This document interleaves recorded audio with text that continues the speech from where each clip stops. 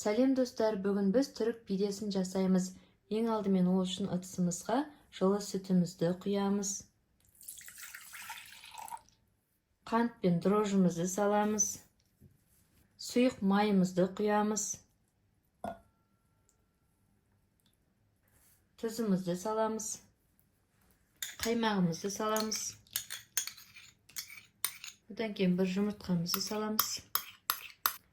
Енді барлығын жақсылап араластырамыз.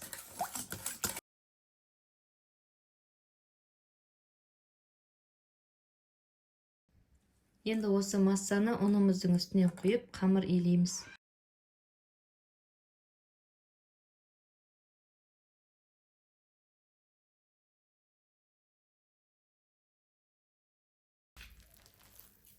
Қамырымыз майлы болып тұрады, одан еш қорықпаңыздар.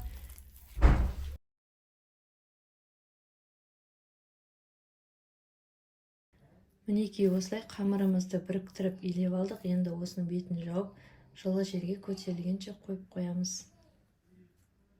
Ендігі кезекте начинкасын жасауға кірісеміз. Ол үшін ең алдымен помидорымызды ыстық қайнаған суға салып қоямыз, қабығы оңай ашылу үшін.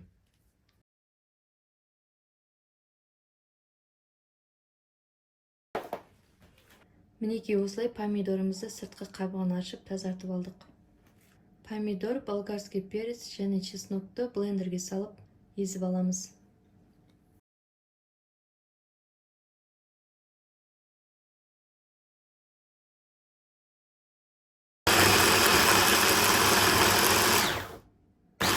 Мінекей осылай езіп аламыз.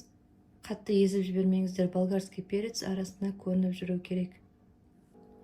Мына жерде менде 350 грамм фарш бар, соның үстінен езіп алған помидор, болгарский перец және де чесногымызды саламыз. Пиязды да блендерге салып ұсақтап аламыз, және де петрушканы ұсақтап турап, оны да саламыз. Ас қасық томат пастасын саламыз. Дәміне қарай қара бұрыш, тұз және де паприкамызды салып, жақсылап араластырып аламыз.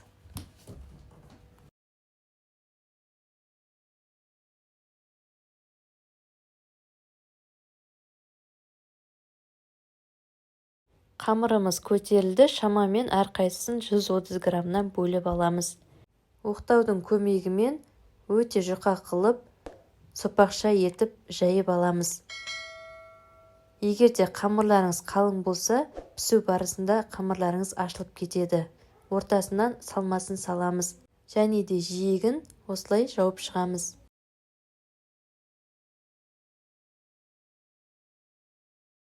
Жұмыртқаның сары уызын жағып, қызып тұрған пеште пісіріп аламыз. Мен шамалы қызартып пісіріп аламын, содан кейін барып пештен шығарып, бетіне сырын сеуіп, қайтадан 5 минутқа салып аламын.